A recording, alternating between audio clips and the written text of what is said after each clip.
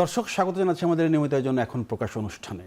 জনগণের আস্থা হারানো নির্বাচন ব্যবস্থাকে ধারাবাহিকভাবে ভালোর দিকে নিয়ে যেতে কাজ করছে নির্বাচন কমিশন। সিইসি বলছেন বিগত আমলের মতো আর কোনো পাতানো নির্বাচন হবে না। সিইসির এমন বক্তব্যে আশ্বস্ত হতে পারছে না জামায়াত এনসিপি। জামাত বলছে প্রশাসন একটি দলের দিকে হেলে পড়েছে, নির্বাচন পাতানো হবে কিনা সন্দেহ তাদের। অন্যদিকে একতরফা নির্বাচন আয়োজনের পায়তারা হলে ফের রাজপথে নামার হুঁশিয়ারি দিয়েছে এনসিপি। সেই সঙ্গে আছে মনোনয়নপত্র যাচাই বাছাইকে কেন্দ্র করে প্রশাসনের নিরপেক্ষতা নিয়ে প্রশ্ন আর আশা নিরাশার দোলাচল। যদিও বিএনপি বলছে প্রশাসনের পক্ষপাতিত্ব নিয়ে হাওয়ার উপর অভিযোগ করা গণতান্ত্রিক চর্চা নয়। সব মিলিয়ে ভোটের মাঠের এমন ডামাডোলে কখনো মনে হচ্ছে রাজপ্রাসাদ আর রাজপথ বুঝি ডান দিকে, আবার কখনো বাম দিকে। মোটামুটি এসব বিষয় নিয়ে আজ আমরা আলোচনা করব। গোটা আয়োজন জুড়ে আপনাদের সাথে আছি আমি মুস্তফা কামাল স্বপন। আমন্ত্রণ জানিয়েছি আমাদের সাথে আজকে রয়েছেন আনোমা খলিল রহমান ইব্রাহিম, বিএনপির নির্বাচন পরিচালনা বিষয়ক কমিটির সদস্য, আছেন আব্দুল তুষার, গণমাধ্যম ব্যক্তিত্ব। আমি শুরুতে একটু ইব্রাহিম ভাই আপনার কাছে যেতে চাই, সেটি হচ্ছে যে আপনি নির্বাচন পরিচালনা কমিটির সদস্য হিসেবে কাজ করছেন, দারুণ ব্যস্ত সময় আপনি পার করছেন, ব্যস্ততার মধ্যে এসেছেন। মানে কেমন প্রস্তুতি আপনাদের, মানে আসলে আপনারা কি করছেন এখন এই মুহূর্তে, ছোট্ট করে একটু বলবেন। ধন্যবাদ আপনাকে, শুভেচ্ছা অভিনন্দন যারা শুনছেন, সম্মানিত বড় ভাই সহ আলোচক, আসসালামু আলাইকুম। চলি নির্বাচনের প্রস্তুতি। বিএনপি একটি বহুদলীয় গণতন্ত্রে বিশ্বাসী দল এবং অনেকগুলো নির্বাচন বিএনপি অতিক্রম করেছে। আজকে যারা কিছু বিচ্ছিন্ন কথাবার্তা বলছে তাদের কারোর নির্বাচনের অভিজ্ঞতা নেই, এটা নতুন নির্বাচন, তারা অনেক কিছুই বলবে এবং বলাটাই স্বাভাবিক। তো আমরা যেটা মনে করি যে বাংলাদেশ জাতীয়তাবাদী দল জনগণের উপর আস্থাশীল এবং জনগণের ম্যান্ডেট নিয়েই যদি আল্লাহর রহমত থাকে এবং জনগণ যদি ম্যান্ডেট দেয় তাহলেই বিএনপি ক্ষমতায় যেতে চায়। কিন্তু আমরা ইতিমধ্যে লক্ষ্য করেছি বা আপনারাও দেখেছেন যে দু একটি রাজনৈতিক সংগঠন তারা কিন্তু এই নির্বাচনটাই চায় না। তারা সংস্কার, পিআর, উপপ্রধানমন্ত্রী বিভিন্ন কথা বলে নির্বাচনকে যাতে আরও বিলম্ব করা যায় এই চিন্তাও কিন্তু তারা করেছে, অস্বীকার করবার জন্য। সেই সুযোগ কি এখন আছে? সুযোগ আমরা তো মনে করি নাই, কিন্তু তারা তো ওই যে বলে হুমকি দুমকির মধ্যে আছে। তারা যে কখন কি বলে এটা কিন্তু বোঝাও মুশকিল। আজকে তাদের যে 11 দলীয় না কয় দলীয় একটা জোট হয়েছে, ভালো কথা, ইস্যুভিত্তিক জোট হতেই পারে, আমরা তাদেরকে অভিনন্দন জানাই।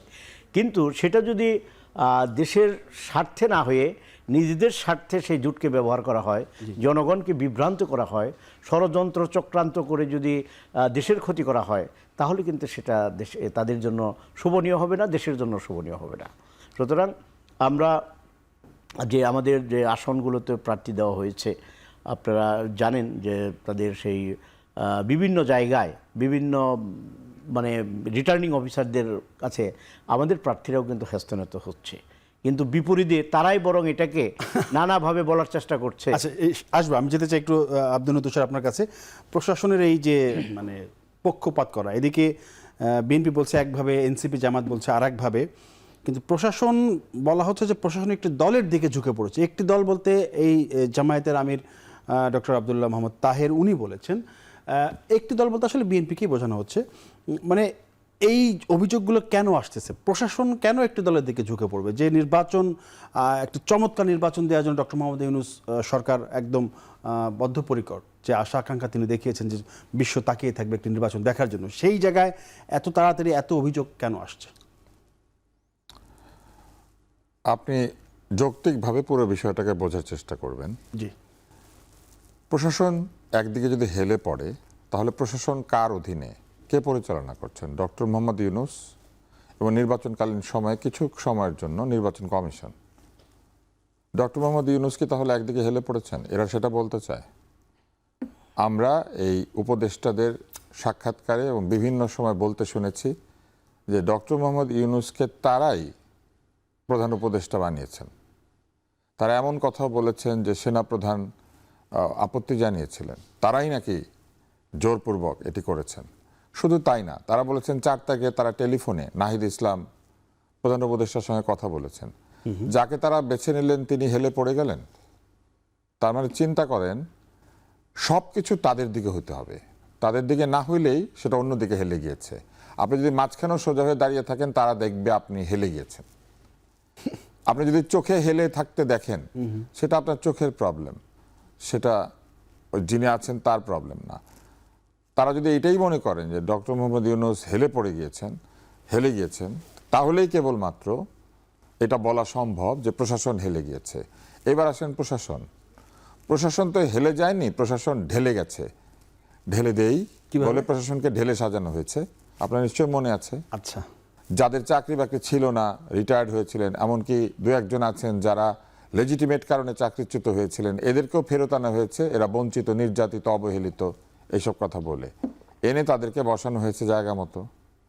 এছাড়াও আপনার মনে আছে এই সরকার দায়িত্ব পাওয়ার সাথে সাথে ডিসিএসপি নিয়োগ দিয়েছিল, প্রমোশন দিয়েছিল। বিশেষ করে ডিসি নিয়োগ বাণিজ্য 5 কোটি টাকার চেক। মানুষের স্মৃতি দুর্বল হতে পারে, কিন্তু ভিটামিন ডি খেলে, একটু ভালো মতো ভিটামিন খেলে, লটারির মাধ্যমে তো এসপিডিসি না, এটা তো আবার হয়েছে পরে, শুরুতে আপনার মনে আছে এটা নিয়ে সচিবালয় রীতিমতো হইচই শুরু হয়ে গেছে।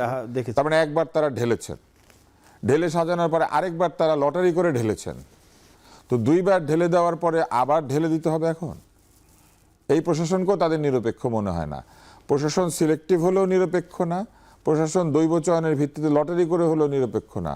তার মানে তাদেরকে জিজ্ঞাসা করে করে লোক বসালে কেবল এটা নিরপেক্ষ হবে। তো সেটা কি সম্ভব? সেটা সম্ভব না। এরপরে তারা কি বলেছেন? প্রশাসন হেলে গিয়েছে। কি কারণে হেলে যাওয়ার উদাহরণ কি? হেলে যাওয়ার উদাহরণ হচ্ছে 2-1 সমন্বয়ক অথবা 2-1 ছাত্রনেতা, তাদেরকে পুলিশ বিভিন্ন কারণে কয়েক ঘন্টার জন্য থানায় নিয়েছিল। এটা কি হেলে পড়া, নাকি থানায় ঢুকে পুলিশকে ধমকানো? সেইটা একটা ভুল বা অন্যায়। তারা গত 15-16 মাসে কোনো অন্যায় কর্মকাণ্ডের প্রতিবাদ করেছেন? রাস্তায় রাস্তায় মব হয়েছে, আপনি দেখেছেন এনসিপি বা এই জোটভুক্ত দলগুলি মবের বিরুদ্ধে কোনো কথা বলেছে? রাস্তায় রাস্তায় শিক্ষক, জ্ঞানীগুণী লোকজন, সম্মানিত লোকজন, বয়োজ্যেষ্ঠ লোকজন, মামলা হলে মামলা হবে, নিয়ম অনুযায়ী তারা কারাগারে যাবেন। জুতার মালা ঝুলানো, অপমান করা, নানান ধরনের কুৎসিত গালিগালাজ করা, এইগুলি তো আইনসঙ্গত না। এই যে জায়গায় জায়গায় আইন ভঙ্গ করা হয়েছে, এইগুলিকে হালাল করে দিয়ে তারা এগুলোর পক্ষে দাঁড়িয়েছেন, কোথাও তারা সমালোচনা করেছেন। তাহলে এখন যদি তাদেরকে কেউ এরকম করে বসে, সেটাও কি একই হবে না? ঘটনাটা তো একই হবে। ওইটা অন্যায় না হলে এটা অন্যায় না, এটা অন্যায় না হলে ওইটা অন্যায় না। এখন তারা কিন্তু হঠাৎ করে তারা বলছেন যে না, নানান ধরনের তৎপরতা, এগুলি তাদের বিরুদ্ধে চলে যাচ্ছে। কেন পুলিশ তাদেরকে এরকম নিয়ে যাবে? 5 লক্ষ টাকা কেন 50 কোটি টাকা হবে? এইসব তারা জিজ্ঞেস করছেন। যার বয়স তারা 17 বছর বলেছেন। আমি একজন ডাক্তার, এক্সরে করলে বোঝা যায় কার বয়স 17 আর কার বয়স 19। রাজি হবেন এক্সরে পরীক্ষায় যেতে, বয়স পরীক্ষাতে? রাজি হবেন না একদম। তারা বলবেন এইটা অন্যায়, এরকম রাজি করানো যাবে না, ভুল, এইসব বলবেন। এবার আসেন, আরও তারা বলছেন প্রশাসন হেলে পড়েছে। প্রশাসন যদি হেলেই পড়ে গিয়ে থাকে, তাহলে এই যে আমরা দেখতে পাচ্ছি এনসিপি যখন নিবন্ধিত ছিল না, তখন প্রশাসনের সর্বোচ্চ ব্যক্তি এনসিপিকে সাথে নিয়ে নিউ ইয়র্কে গেলেন ডিম ঘটনা। এই যে ডিম গ্রহণ করার জন্য তাসনিম যারা এত বড় ঝুঁকি নিয়ে নিউ ইয়র্ক গেলেন, তাসনিম যারা তাদের দল ছেড়ে দিয়েছেন। কেন ছেড়ে দিয়েছেন? এটার কোনো উত্তর হয়েছে? হয় নাই। আমার তো ধারণা ওনারা হেলে পড়েছেন বলে তাসনিম যারা মাঝখানে থাকার জন্য ছেড়ে দিয়েছেন তাদের দল। এইবার আসেন, আরও বলি, ওনারা বলেন যে প্রশাসন হেলে পড়েছে। প্রশাসন যদি হেলে পড়ে থাকে, তাহলে এতগুলো সন্দেহজনক হলফনামা সহ এতগুলো মনোনয়নপত্র বৈধ হয় না? সেটা ঠিক আছে, আসবে আপনার কাছে। আমি একটু ইব্রাহিম ভাই, আপনি একটু বলবেন। সেটা হচ্ছে এই যে হলফনামার কথা সবাই বললেন, হলফনামায় নানা রকম তথ্য দেয়া হয়, সম্পদের তথ্য, অনেক তথ্য থাকে সেখানে। তো এই তথ্য যা দেওয়া আছে সেই অনুযায়ী কি ব্যবস্থা নেওয়া হয়? মানে তথ্যতে অনেক গড়মিল থাকে। তো এই তথ্য দেওয়ার দরকারটাই কি? মানে কোনো ব্যবস্থা তো শেষ পর্যন্ত নেওয়া হয় না। আপনার দলের প্রার্থীরা তো তথ্য দিচ্ছে, কিন্তু বাস্তবে তারা যেভাবে বলে, বাস্তবে আমরা অন্যরকম দেখি আর কি। অনেকের আয় ধরেন অল্প আয়, কিন্তু দেখাচ্ছে আরও কম, আবার দেখাচ্ছে বেশি দেখাচ্ছে কম বেশি, এরকম একদম উল্টাপাল্টা থাকে। এরকম কেন? আপনি যদি আয়করের ইয়ের মধ্যে থাকেন, নিয়মের মধ্যে থাকেন, আপনার যদি 3 নাম্বার থাকে, আপনি ইচ্ছা করলেও কম বেশি দেখাতে পারবেন না। আর যদি আপনি ওভারলুক করেন, সেটা কিন্তু ভিন্ন কথা, সেটা অনেকটা চুরির সামিল। যে করবে, আমি মনে করি যে চুরি করে এটাকে ভুল তথ্য দিয়েছে। আচ্ছা, এখন মনোনয়নপত্র আমি নিজেও কিন্তু নির্বাচন করেছি এবং আমি চেয়ারম্যানও ছিলাম ইউনিয়ন পরিষদের। মনোনয়নপত্র দাখিলের সময় রিটার্নিং অফিসার যদি ইচ্ছা করে আকার, ঋষিকার, রসুকারের জন্য বাতিল করতে পারে।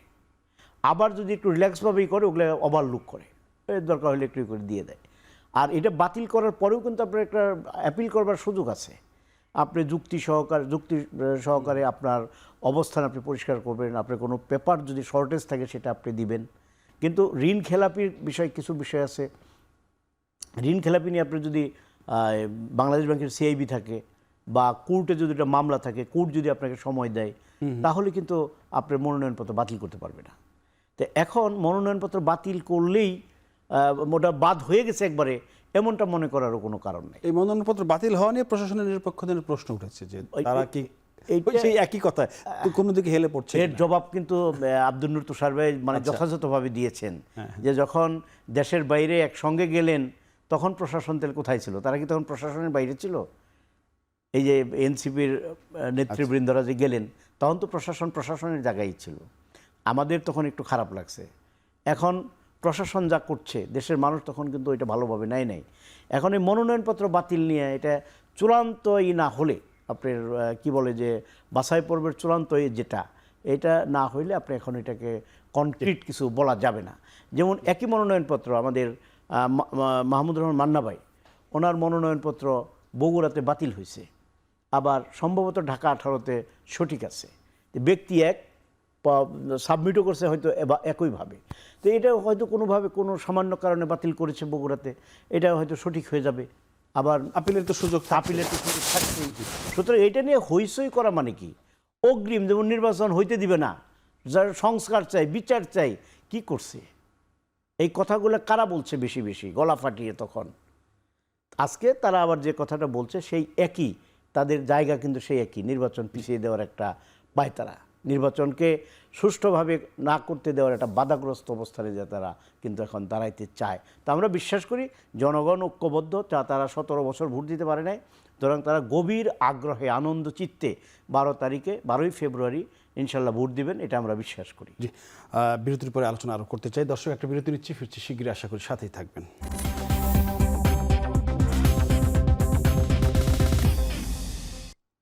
বিরতির পর আবারও ফিল্ম আমাদের আলোচনা, আমরা কথা বলছিলাম এখন প্রকাশ, আমাদের আজকে আলোচনার বিষয় ভোটের পিস। আমি আবারও যেতে চাই খলিলুর রহমান ইব্রাহিম আপনার কাছে। সেটি হচ্ছে যে প্রধান নির্বাচন কমিশনার বলেছেন এই মুহূর্তে দেশের আইন শৃঙ্খলা পরিস্থিতি নিয়ে তিনি সন্তুষ্ট নন, মানে আইন শৃঙ্খলা পরিস্থিতির শঙ্কা রয়েছে। সেই সঙ্গে তিনি তো আশ্বাস দিয়েছেন যে বিগত নির্বাচনের মতো আর পাতানো নির্বাচন হবে না, এমন আশ্বাস তার এই আশ্বাসে আপনারা কতটা আশ্বস্ত সুষ্ঠু নির্বাচন হওয়া নিয়ে? আমরা এখন পর্যন্ত, আজকে পর্যন্ত আমরা আশাবাদী। এই ধারাবাহিকতা যদি বজায় থাকে তাহলে আমরা আশাবাদী। আর যদি এর মধ্যে কোনো ব্যত্যয় ঘটে তাহলে তো সেটা পরবর্তী সময়ে বলতে হবে, আমরা আরেকটু দেখে নিতে চাই। তো এখন যা হচ্ছে বা যা আমরা দেখছি, এইটার যদি ধারাবাহিকতা থাকে তাহলে আশা করি যে একটা অবাধ সুষ্ঠু নির্বাচন হওয়ার সম্ভাবনা রয়েছে। আপনাদের বিরুদ্ধে যে অভিযোগগুলো আসে, মানে সেই অভিযোগগুলো আপনারা কিভাবে দেখছেন? অভিযোগটা কি? অভিযোগ তো আমি করার কথা। আচ্ছা, আমি নির্বাচন পরিচালনা কমিটিতে আছি, বিএনপির সেন্ট্রাল স্টিয়ারিং কমিটি যেটা, সেটা বিভিন্ন 300 আসনের থেকেই তো আমাদের কাছে অভিযোগ আসতেছে। তারা প্রশাসনকে বায়াস করছে, আমাদের আমাদের ম্যাডামের জন্য দোয়া মাহফিল করবে, সেখানে পর্যন্ত প্রশাসনিক লোকজন গিয়ে তারপরে সেটাকে সীমিতকরণ করে দেয়, ছোট আকারে যাতে করে। তো এখন এরা কি বলতেছে, যেমন আমি গাজীপুর 1 আসনের আমি এইবার মনোনয়নও চেয়েছিলাম। তো দল যাকে মনোনয়ন দিয়েছে, আমাদের কালিয়াগুড়ের 22 বছর যিনি টানা মেয়র ছিলেন, মেয়র মুজিবুর রহমান, 29 তারিখে আমাদের একটা প্রোগ্রাম ছিল বেগম খালেদা জিয়ার জন্যে রোহের মাগফিরাত কামনা, একটা মিলাদ মাহফিল। আপনি তো জানেন এই মুহূর্তে বেগম খালেদা জিয়ার কথা শুনলে মানুষ কি পরিমাণই হয়, গ্রাম অঞ্চলের মানুষ, নারী পুরুষ মহিলা সর্বস্তরের মানুষ, প্রায় 50,000 লোকের সেখানে সমাগম হয়েছে। তো সকালবেলায় সেখানে একটা মঞ্চ করার কথা ছিল, যখন আইন প্রয়োগকারী সংস্থা তারা বাধা দিয়েছে, মঞ্চটা অর্ধেক হয়ে গেছে, কিন্তু সেটা পরে ভেঙে দেওয়া হয়েছে, আমাদের উদ্যোগে দেওয়া হয়েছে। পরবর্তী সময়ে আমরা যখন মিলাদ মাহফিল করব তখন দেখা গেল যে প্রচুর সংখ্যক আইন প্রয়োগকারী সংস্থার লোকজন, সাথে একজন ম্যাজিস্ট্রেটও বোধহয় ছিলেন, আইসা তারপরে সেখানে বাধাগ্রস্ত। সেই মিলাদ মাহফিল আমাদের শ্রমিক ফেডারেশনের সাধারণ সম্পাদক এবং বিএনপি জাতীয় নির্বাহী কমিটির সহ শ্রম বিষয়ক সম্পাদক জনাব হুমায়ুন কবির খান ছিলেন, আমাদের প্রার্থী মেয়র মুজিবুর রহমান ছিলেন। পরে 2 মিনিটে সেটাকে শেষ করে, এটা একরকম বলা যেতে পারে ভেঙে দিয়েছে। এত লোক, আমরা তো সেখানে একটা মিছিলও দিই নাই, বা আমরা কোনো নির্বাচন আচরণবিধির কথা শুনে আমরা আমাদের এত বড় আবেগের জায়গা সেটা সুন্দরভাবে করতে পারিনি। তারপরেও কিন্তু আমরা অভিযোগও দিই নাই, এবং এমনকি সেখানে কোনো বিশৃঙ্খলারও সৃষ্টি হয় নাই। তো এইভাবে অভিযোগ তো আমরা করবার কথা, তারা যা করছে। আজকে দেখেন, আমাদের একটা প্ল্যানিং আছে, প্রত্যেক নির্বাচনের সময় একটা ম্যানিফেস্টো থাকে বা একটা ইশতেহার থাকে। আমরা বলেছি পরিকল্পনার মধ্যে যে ফ্যামিলি কার্ড দেওয়া হবে, ফার্মার্স কার্ড দেওয়া হবে, এটা একটা আমাদের চিন্তার কথা আমরা বলেছি। এখানে দুষ হয়ে যায় নির্বাচন আচরণবিধি। তারা যে ফেরি করে ভেস্ত বিক্রি করতেছে, ভোট দিলে ভেস্তে যাওয়া যাবে, জান্নাতে বিনা হিসাবে জান্নাতে পাঠিয়ে দিবে, এইটা কিন্তু নির্বাচনী আচরণবিধি ভঙ্গ তারা করে না। এবং আপনি দেখবেন প্রত্যেক জায়গায় এই গ্রুপটা হয় ওভার টেলিফোন অথবা দরখাস্ত দিয়ে সেখানে বিএনপির মনোনীত প্রার্থীদের বা জোটের প্রার্থীদের বিরুদ্ধে তারা বিষোদ্গার করছে, অভিযোগ করছে। তো এইটা মূলত তাদের উদ্দেশ্যটা হচ্ছে এই প্রশাসনকে তারা যেভাবে ব্যবহার করেছে, সেইভাবে আমার মনে হচ্ছে যে এখন আর সেইভাবে করতে পারছে না। জি, আব্দুল তুষার, আপনি একটু বলবেন যে অনেকেই দেখছি যে সামাজিক যোগাযোগ মাধ্যমে নির্বাচন করবেন, সেই নির্বাচনের জন্য অর্থ সহায়তা চাচ্ছেন। আমরা এর আগে দেখেছি ডাক্তার তাসনিম চারাকে দেখেছি, এবি পার্টির ব্যারিস্টার ফুহাদকে আমরা দেখেছি, হান্নান মাসুদও দেখলাম সামাজিক যোগাযোগ মাধ্যমে অর্থের জন্য তিনি সহায়তা চাচ্ছেন। মানে এই চাওয়াটা, এই ট্র্যাডিশনটা কি এইবারই প্রথম না, এর আগে পরেও হয়েছে? মানে এই চাওয়াটাকে আসলে আমরা কিভাবে নিতে পারি? নির্বাচনের জন্য অর্থ সংগ্রহের এই যে ব্যাপারটি, সাহায্য প্রার্থনা, এটি এইবারই, এর আগে আমি কখনো দেখি নাই নির্বাচনের আগে ক্রাউড ফান্ডিং এই বিষয়টি কোনো প্রার্থী করেছেন। কেননা প্রার্থীরা সাধারণত নিজ খরচে অথবা দলীয় সহায়তায় অথবা আত্মীয় স্বজনদের সহায়তায়, বন্ধু বান্ধবদের সহায়তায় নির্বাচন করে থাকেন। আমি এইভাবে দেখি না যে দেশের সকল প্রান্ত থেকে তাদেরকে টাকা পাঠানোর আবেদন তারা জানাবেন। প্রার্থীকে সাহায্য করবে তার কনস্টিটিউয়েন্সির লোকজন। আমি মনে করেন ঢাকা 10, আরেকজন ঢাকা 11, ঢাকা 11 লোক আমাকে কেন টাকা পাঠাবে? কিন্তু তারা সারা বাংলাদেশের লোকের কাছে সাহায্য চেয়ে তারা পোস্ট করছেন বিকাশে টাকা। এই টাকার একটা হিসাব কিতাব তো থাকতে হবে, জবাবদিহি। তারা বলছেন যে এই টাকার হিসাব কিতাব তারা দিবেন। কিন্তু এই টাকার হিসাব কিতাব তারা কিভাবে দিবেন, এই বিষয়টিও তাহলে সাহায্য প্রার্থনার সাথে সাথেই ফেসবুকে দিয়ে দেওয়া উচিত ছিল। এই ধরনের ক্রাউড ফান্ডিং এর অনেক অসুবিধা থাকে।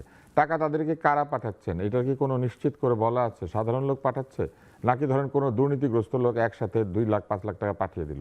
তারা কি করে হিসাব করবেন যে কোনো দুর্নীতিবাজ তাদেরকে টাকা পাঠিয়েছে কিনা? আর যদি কোনো দুর্নীতিবাজ টাকা পাঠায়, তাহলে সেই দুর্নীতির টাকায় তারা নির্বাচন করছেন। তাহলে যে তারা বড় বড় কথা বলেন যে তারা কোনোদিন দুর্নীতিকে প্রশ্রয় দিবেন না, তারা সততার প্রতিমূর্তি, সৎ লোকের শাসন চাই, তারা বলেছেন না এগুলা? তো এইসব কথাবার্তা বলার পরে যদি লোকদের কাছে টাকা চান, এবং যদি সেখানে ধরেন কোনো দুর্নীতিগ্রস্ত লোক মজা করার জন্য টাকা পাঠিয়ে দিল যে যা দিয়ে দে 5 লাখ, তারপরে সেই টাকা নিয়ে তারা নির্বাচন করবেন, এটা কি নৈতিকভাবে ঠিক হবে? যদি তারা টাকা সত্যি সত্যি এইভাবে চান, তাহলে তাদের টাকার উৎসও ভালো করে চিন্তা করা উচিত যে কে তাদেরকে টাকা পাঠাচ্ছে, কারা টাকা পাঠাচ্ছে, কিভাবে টাকা পাঠাচ্ছে। আমি মনে করি যে এটা একটা নতুন ট্রেন্ড চালু হয়েছে যে আমার ভাই কিছুই নাই, আমি মানুষের কাছ থেকে টাকা নিয়ে নির্বাচন করছি, আমার কোনো কিছু নাই। হলফনামা দেখেন, যার হলফনামার মধ্যে জামাই বউ মিলে 70 লাখ টাকার বেশি আছে, সেও টাকা চেয়েছে। আবার যার হলফনামার মধ্যে টাকা নাই, সেও টাকা চেয়েছে। আবার হলফনামার মধ্যে টাকা নাই কিন্তু জুতা পরে 15-16 হাজার টাকা দামের কেডস, তার অর্থ সেও মনে করেন যে টাকা পয়সার কথা বলে। এক একজনের পাঞ্জাবির যে বাহার, সেই পাঞ্জাবি দেখলে বোঝা যায়। এলাকায় যায় বড় বড় জিপ গাড়িতে করে ইলেকশনের প্রচারণা করতে, সেও টাকা চেয়েছে। এরকম বহু লোক এইভাবে হাত পাচ্ছেন। এই যে হাত পাতার নির্বাচন, এটাও এক ধরনের পাতানো নির্বাচন না, হাত পাতানো নির্বাচন। তো সেইটা আমরা এবার নতুন দেখতে পেলাম। পাতানো খেলার নির্বাচন না, কিন্তু হাত পাতানো নির্বাচন একটা আমরা দেখতে পাচ্ছি। তো এই হাত পাতার নির্বাচন আমি মনে করি অন্তত এখনো বাংলাদেশে এরকম অবস্থা হয় নাই যে হাত পেতে নির্বাচন করতে হবে। আর হাত পেতে নির্বাচনে যদি বিষয় থাকেই, তাহলে তাদের চেয়ে বহু দরিদ্র ক্যান্ডিডেট আছেন যারা অতীতে কমিউনিস্ট পার্টি করেছেন, যারা অতীতে বিভিন্ন ধরনের ছোট ছোট দল করেছেন। কই তাদের তো হাত পাততে হয় না। বাংলাদেশে তখন অনেক দরিদ্র ছিল, এখন হঠাৎ করে হাত পাততে হচ্ছে কেন? এটা একটা মজা। সেটা হচ্ছে আমি যেমন বেনি তেমন রবে চুল ভিজাবো না, ওরকম আমার যেমন অ্যাকাউন্ট তেমন রবে টাকা খরচ করব না, অন্যের টাকা দিয়ে নির্বাচন করব। আমি মনে করি এটা একদম ঠিক না। অন্যের টাকা দিয়ে নির্বাচন করতে হলে নিজের ট্যাক্সের ফাইল পরিষ্কার পাশে দিতে হবে যে দেখেন এইটা হচ্ছে আমার সম্পদ, এই জন্য আমি আপনাদের কাছে টাকা চাচ্ছি। আমরা তো কারো সম্পদের বিবরণী দেখতে পাচ্ছি না, কিন্তু টাকা চাওয়ার বেলায় দেখতে পাচ্ছি সবাই নূরকে ফলো করছে। একসময় তাকে ট্রল করেছিল বিকাশ নূর, এখন তো দেখি এরা সব নগদ বিকাশ, কোনো রকেট পাঠা উপায় টুপায় কোনো কিছু বাদ দিচ্ছে না, এরা সব কিছু দিয়ে টাকা নিচ্ছে।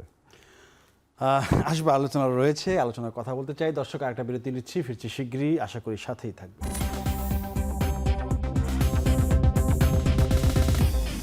দর্শক, বিরতির পর আবারও ফিরলাম আমাদের নিয়মিত আয়োজনে এখন প্রকাশ। আমরা কথা বলছিলাম ভোটের পিস নিয়ে। আমি যেতে চাই খলিল রহমান ইব্রাহিম আপনার কাছে। সেটা হচ্ছে সম্প্রতি সিপিটি তাদের একটি প্রোগ্রাম করেছে, সেখানে তারা বলেছে নির্বাচনে বড় একটি বাধা থাকবে সামাজিক যোগাযোগ মাধ্যম। কেন বলেছে যে এই সামাজিক যোগাযোগ মাধ্যমে যেভাবে হিংসা, বিদ্বেষ, ঘৃণা, মিথ্যা ছড়ানো হয়, সেই ব্যাপারে নির্বাচন কমিশন একেবারেই নিষ্ক্রিয়। সেক্ষেত্রে আপনারা একটি বড় দল, নির্বাচন কমিটিতে আছেন, আপনি এই বিষয়গুলো আপনারা কিভাবে মোকাবেলা করবেন?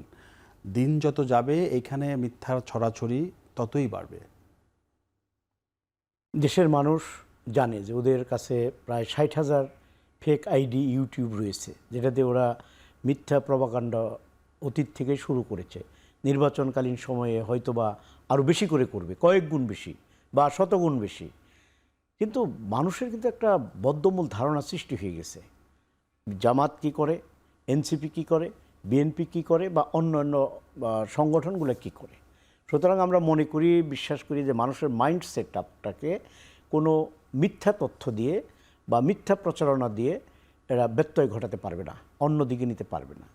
তো আমরা সবসময় বলে থাকি, আমাদের নেতাও বলেছেন যে আমরা স্বপ্ন দেখতে চাই না, আমরা পরিকল্পনা করতে চাই, পরিকল্পনার বাস্তবায়ন করতে চাই। এবং অতীতে অনেকবার প্রমাণিত হয়েছে বিএনপি যা বলে সেটা করে। দেশনেত্রী বেগম খালেদা জিয়া এদেশের নারীদেরকে ইন্টারমিডিয়েট পর্যন্ত অবৈতনিকভাবে শিক্ষা ব্যবস্থা প্রবর্তন করেছেন, কমিটমেন্ট করেছেন, সেটা বাস্তবায়ন। ইব্রাহিম, এই ইস্যুটা নিয়ে আপনারা কি নির্বাচন কমিশনে কথা বলেছেন, গিয়েছেন যে এই সমস্যাটা কিভাবে চিহ্নিত করা যায়?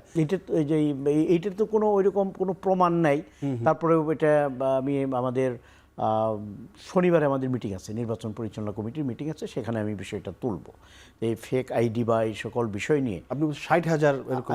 হ্যাঁ, প্রায় 60,000। এটা অনেক দিন থেকেই চালু এবং এটা অনেকেই জানে। আমরা মনে করতেছি যে হয়তোবা 1,000-5,000 বা 10,000 ওরা চালিয়ে যাচ্ছে, বাকি 50,000 এখন থেকে শুরু করবে। মানে বিগত নির্বাচনগুলোতে কিন্তু এই ঝামেলাগুলো ছিল না, এই নির্বাচনে যেটা দেখা যাচ্ছে, হ্যাঁ, এই যে ফেক আইডি বা অপপ্রচার।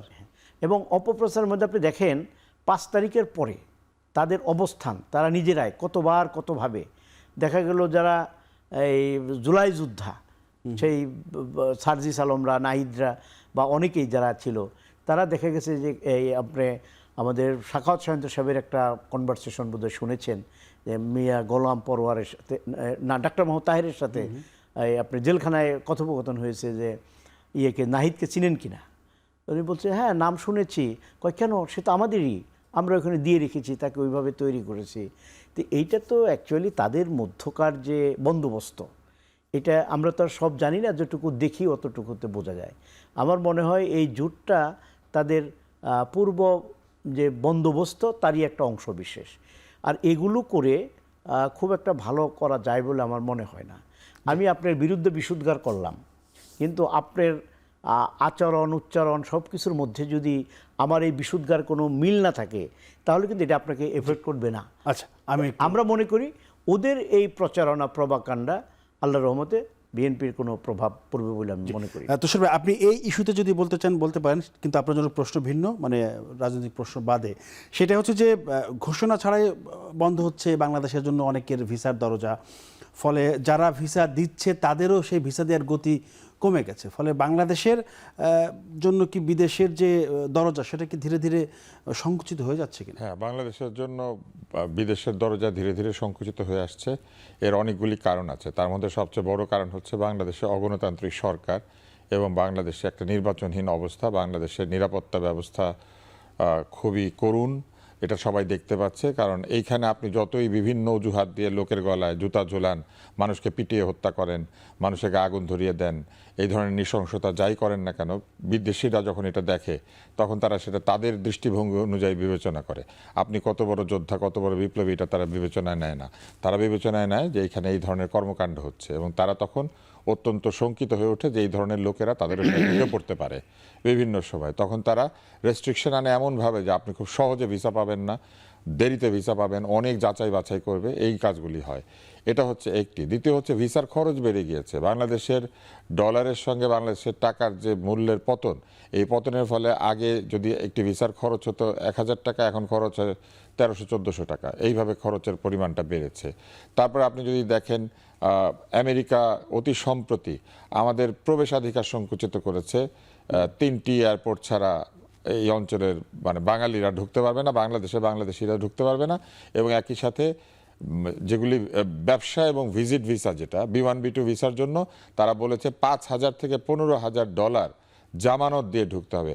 $5,000 মানে 5 লক্ষ টাকার বেশি, প্রায় 6 লক্ষ টাকা, এবং $15,000 মানে প্রায় 18 লক্ষ টাকা।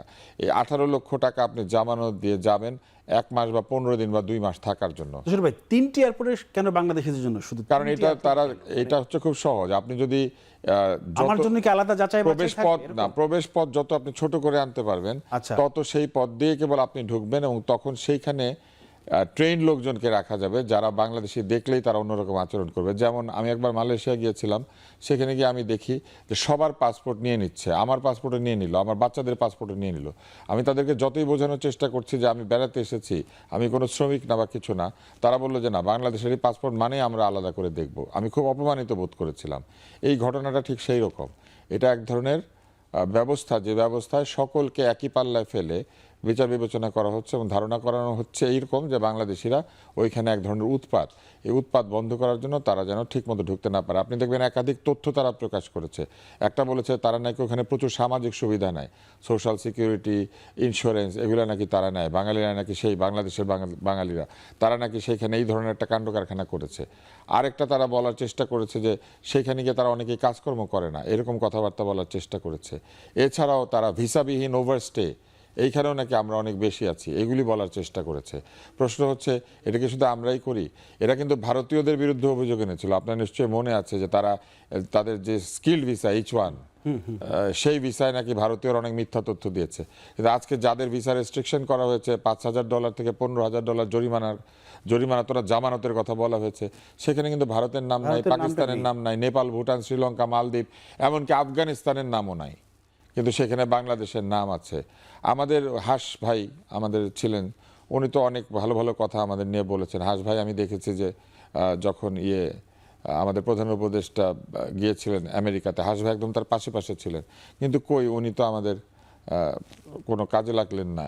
এই সময় তো আমি দেখলাম না কোনো একটা কথা বলতে, যে না, আমাদের বাংলাদেশের বাঙালিরা এরকম না আসলে, বা এই জায়গাতে আমাদেরকে নমনীয়ভাবে দেখার সুযোগ আছে, সেটা কিন্তু আমরা দেখলাম না। এর পাশাপাশি অন্যান্য জায়গাতে ভিসা রেস্ট্রিক্টেড হয়ে যাচ্ছে। থাইল্যান্ডে যেতে এখন 45 দিনের বেশি লাগে আপনি যদি ভিসার জন্য জমা দেন। মালয়েশিয়াতে যেতে এখন অনেক বেশি সময় লাগে, যাচাই করে। সিঙ্গাপুর বহুদিন থেকেই এই কাজটা করে, এবং এখন আরও কঠিন হয়েছে।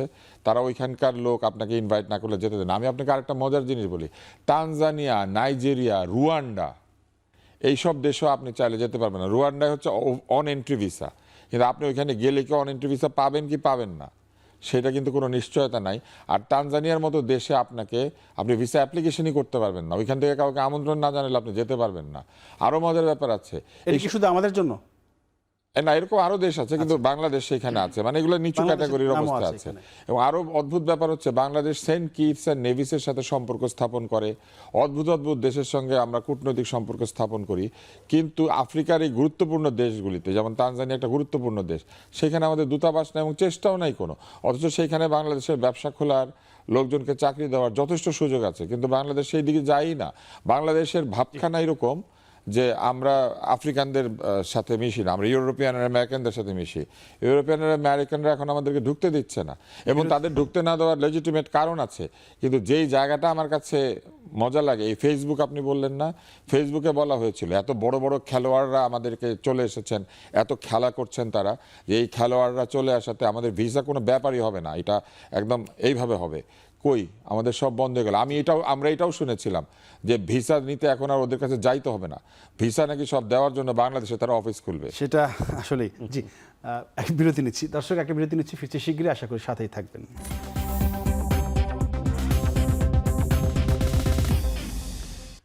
আবারও স্বাগত। এখন প্রকাশ্যে আমরা কথা বলছিলাম ভোটের পিস নিয়ে। আমি যেতে চাই খলিল রহমান ইব্রাহিম আপনার কাছে। সেটি হচ্ছে যে 11 জানুয়ারি বিএনপির ভারপ্রাপ্ত চেয়ারম্যান তারেক রহমান যাচ্ছেন উত্তরাঞ্চলে। সেখানে বেশ কিছু কর্মসূচি আপনাদের রয়েছে। তো এখন উনি যেখানে যান সেখানে প্রচুর লোকজন চলে আসে, ফলে নির্বাচনী আচরণবিধি লঙ্ঘনের একটা অভিযোগ আসে। আপনাদের প্রতিপক্ষরা চলে যায় নির্বাচন কমিশনে বলার জন্য। তো এই জায়গাগুলোতে আপনারা ঠিক কিভাবে কি করবেন? আসলে তারেক রহমান সাহেব উত্তরবঙ্গে সফরে যাচ্ছে, এটা দেশবাসী সবাই আপনারা জানেন যে ওনার বাড়িও কিন্তু উত্তরবঙ্গে, বগুড়াতে। এখন ওনার সফরসূচিতে কিন্তু উল্লেখ করা হয়েছে কোথায় কোথায় কখন কি বিরতি, কখন অবস্থান করবেন। এখানে জুলাই যোদ্ধাদের যে যারা শহীদ হয়েছেন তাদের প্রত্যেকের কবরস্থান কিন্তু উনি জিয়ারত করবেন ওই অঞ্চলে, যেগুলা রোডের কাছে আছে। এই কর্মসূচি দেখেও তাদের এইটা ব্যথাটা ওইখানে না। জি। আমাদের অন্য প্রার্থী যারা এই কথা বলে বা নির্বাচন কমিশনে গিয়ে অভিযোগ করে, তারাও কিন্তু এলাকাতেই রয়েছে, তারা এলাকাতে ঘুমায়, বাড়ি বাড়ি যায়, এতে কিন্তু দোষ হয় না। এদের আক্ষেপটা হচ্ছে তারেক রহমান সাহেব যখন রাস্তা দিয়ে যাবে তখন তো রাস্তার দুই ধারে মানে জনগণের যে উৎফুল্ল উপস্থিতি, তাদেরকে কিন্তু পার্শ্ব করে আনা হচ্ছে না, তারা মানে শুনেই চলে আসছে। তাদের এই অবস্থাটা যখন ছিল জুলাইয়ের মানে আপনার কী বলে যে 5 আগস্টের পরে, তারাও যখন যেখানে যাইতো লহরে লহরে লোকের লোকারণ্য হয়ে যেত। কিন্তু এখন আস্তে আস্তে তাদের কর্মকাণ্ড, তাদের বিভিন্ন রকম বাণিজ্য ট্রান্সফার, বড় ভাইয়ে উপদেষ্টা ছোটো বাইরে দিয়ে টাকা আনে, বিভিন্ন রকম কর্মকাণ্ডে তাদের ভাটা পড়ে গেছে। একটা সময় যে আমি ছোট করার জন্য বলছি না, তাদের যে পদ পদবিগুলো ছিল সমন্বয়ক, মনে হয়েছে তখন সবাই সমন্বয়ক। অফিস আদালতে গেলে দেখা গেছে যে শুধু সমন্বয়ক আর সমন্বয়ক, অন্য মানুষ বসারই সুযোগ পেত না। সমন্বয়কটা যখন একটা আতঙ্কের নামে পরিণত হয়েছিল, ঠিক তখন থেকেই তাদের সেই জনপ্রিয়তা বলি বা দেখার জন্যই হোক, উৎসুক জনতাই হোক, তাদের যেটা ভাটা পড়ে গেছে। এই কারণে এখন রাস্তার দুই ধারে তারেক রহমানকে দেখে লক্ষ লক্ষ লোকজন চলে আসে, তাদের ব্যথা দুঃখ ওইখানে, এবং এই জন্যই তারা অভিযোগ করে যে আচরণবিধি লঙ্ঘন। দর্শক, আপনি শেষ প্রশ্ন সেটি হচ্ছে যে মানে ভারতে বিশ্বকাপ ক্রিকেট খেলতে যাবে না বাংলাদেশ, অনড়, বিসিবি তাদের অনড় অবস্থানের কথা জানিয়েছে। সেই সঙ্গে ক্রীড়া উপদেষ্টা তিনি বলেছেন যে নিরাপত্তা এবং মর্যাদার প্রশ্নে কোনো আপোষ নয়। ঠিকই তো আছে, তারা আমাদের নিরাপত্তা না দিলে আমরা যাব কেন? এখন ভারতে বাংলাদেশ দলের নিরাপত্তা নাই, কেন নাই এই প্রশ্নটা করতে হবে। অন্যান্য সব দলের নিরাপত্তা আছে, শুধু ভারতের আমাদের নিরাপত্তা নাই। আর মুস্তাফিজ খেলতে পারে নাই, এই ব্যাপারটা কিন্তু কেন? মুস্তাফিজেরও তাহলে নিরাপত্তা নাই, তো যেখানে মুস্তাফিজের নিরাপত্তা নাই সেখানে মুস্তাফিজ আবার খেলবে কেন? দেখেন, সব স্ববিরোধী যুক্তি। এরপরে আবার আরেকটা বিষয় হচ্ছে, মুস্তাফিজ কিংবা অন্য যে কেউ এই আইপিএলে খেলতে যায় ব্যক্তিগতভাবে, সে কোনো দেশের পতাকাকে রিপ্রেজেন্ট করে না। পার্সোনালি মুস্তাফিজ খেলতে যায়, তার নামে নিলাম হয়, প্রত্যেকটা প্লেয়ারের নামে নিলাম হয়, যে যাকে কিনতে পারে সে তাকে কিনে। এটা অনেকটা গরুর হাটের মতো প্লেয়ারদের হাট, এবং সেইখানে জুয়া খেলা হয় এবং ওইখানে লিগ্যাল বেটিং হয় এখন। এবং এই আইপিএল এর মাঝখানে মাঝখানে যে বিজ্ঞাপনগুলি এমনকি বাংলাদেশেও দেখানো হয় যে মেল ব্যাট, এক্স ব্যাট, এগুলো সব জুয়া খেলার ফাইসিং সাইট, অনলাইন জুয়া খেলার গেমিং সাইট। তো এই জুয়া খেলার লিগে, আধিপত্যবাদী ভারতের জুয়ার লিগে মুস্তাফিজ খেলতে পারে নাই, এই জন্য এত কি বলে নৈতিক জনতার এত হাহাকার কেন? বরং সে যে জুয়ার লিগে খেলতে পারছে না, এই জন্য তো আমাদের শুকরিয়া করা উচিত, আলহামদুলিল্লাহ ও খেলতে পারছে না। জি, ধন্যবাদ জানাচ্ছি আব্দুল তুষার এবং ধন্যবাদ জানাচ্ছি আনোমা খলিল রহমান ইব্রাহিম, দুজনকে অসংখ্য ধন্যবাদ। দর্শক, আজ এ পর্যন্ত। আগামীতে নতুন কোনো বিষয় নিয়ে আমরা কথা বলবো। সে পর্যন্ত সবাই ভালো থাকবেন, নিরাপদে থাকবেন। সবাইকে ধন্যবাদ, শুভরাত্রি।